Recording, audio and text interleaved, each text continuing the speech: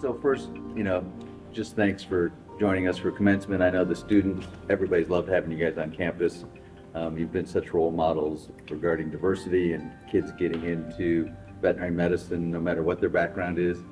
Any thoughts, any advice for us as we really want to make a change? We're leaders in veterinary medicine, but we really are interested in changing the face of diversity in veterinary medicine. And what thoughts do you have for us? So thank you first for having us here. Right.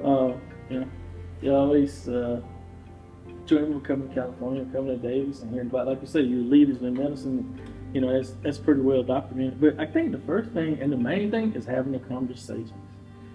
He and I've been in veterinary for about 25 years, and I'll be honest, the conversations never were there.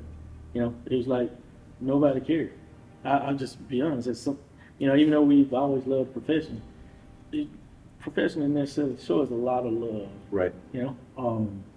But are things changing that way? Or? I can honestly say probably in the last 4 years, I would think, Yep.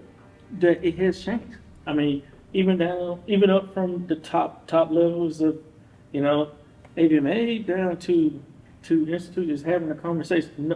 Nobody ever seemed to care. I mean, it's been obvious that you never saw black veterinarians, but nobody ever just said, We've got a problem. Right. Yeah. So I would say first having the conversation and learning and by doing these different things and actually having these conversations, I think people are starting to understand that there are more things we have in common than differences.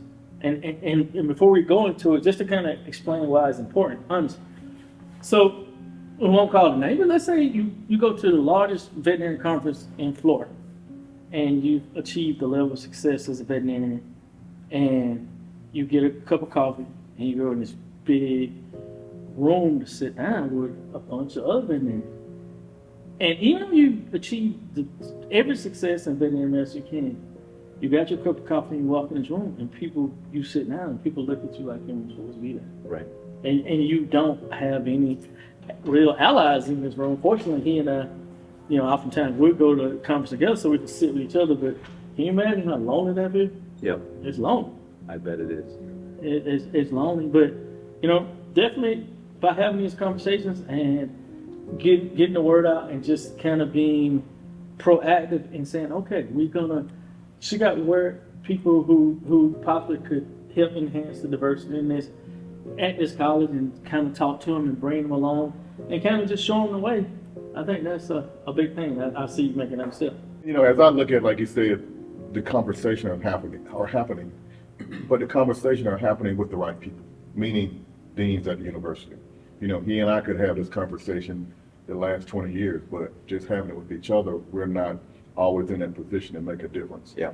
And I think if you're looking at it on both ends of the spectrum, on one end of the spectrum, the kids have to be admitted in veterinary school. There is no person who's a veterinarian that wasn't admitted in veterinary school. So that's the first key, is figure out how or what we can do to change admission policies to be able to be more holistic. Yep. And on the other end of the spectrum, in our communities, a lot of times the kids are not exposed to veterinary medicine. They don't even know it's an option to be a veterinarian, which is kind of where we kind of fit in this equation in the program that we've started, the Vet for Day program is, and the television show, the platform we have, is it exposes kids to a field that they didn't know was possible. Yep.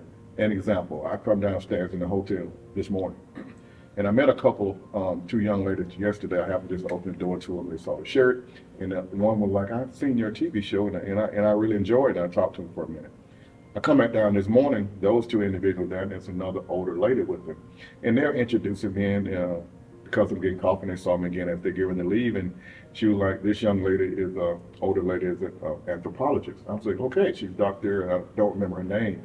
But she said, she's an older lady, and she said, "My mother loves your show." And she said, "My mother is 101 years old." Wow. And I'm like, wow, that's longevity. But what got me is she said that her grandkids, she has 3 grandkids, and now they all want to be veterinarians. And she said, it's because of your show on television, they see you. So when people talk about representation matters, that's very important. Representation is very important, and he and I try to do what we can on that end, but we also getting in these groups and talking to individuals like yourself to try to figure out the other end where, as far as being, admitting them in, and what can we do to try to make this more of a holistic approach to getting these kids in.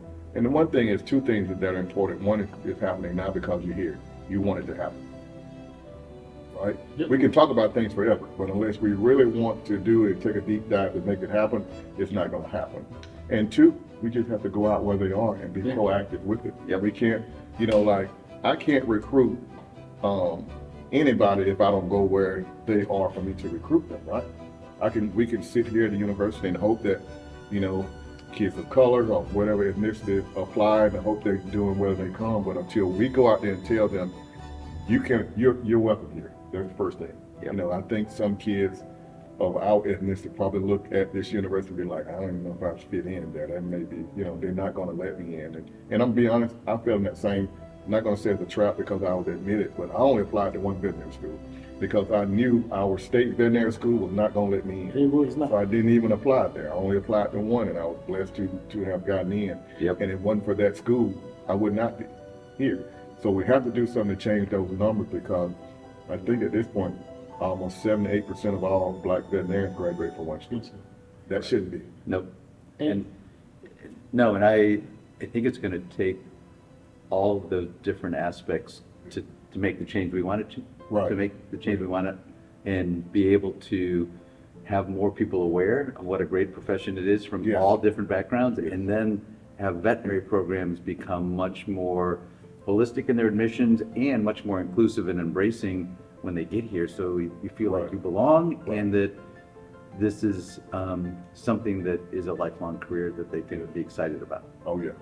you definitely see it just by talking to your diversity committee yesterday, and the ideas and going back. I mean, that was a concerted effort. Like, how can we have an exchange of ideas? And that shows a lot of promise. I mean, we exchanged some different things, and some organizations that kind of stood in our mind, like Manners and all these different things, whatever minority. Yep. The students you're looking for are there. Are there, absolutely. So those kind of things, just making an effort. Like I say, like he said, just having a holistic, conscious approach to show. Because one thing about it, I mean, all races love animals. Yes. Everybody, when my clientele is all colors of the spectrum. So everybody loves animals. We just want to have that percentage represents the caregivers in this field. Well, I'm hoping and I'm anticipating that in the years ahead, you guys are going to come back to campus. For sure. Yes, sir. And when you do, I'm hoping you're going to say, hey, I spoke with that student when they came to listen to us, and now you're in veterinary school. Or I know that there are going to be applicants for years that have been influenced by your show, and that wouldn't have thought about veterinary medicine and wouldn't have joined us here in School of Vet Med without your influence. So thanks for making a difference, man. Thanks for having us. Thanks for listening.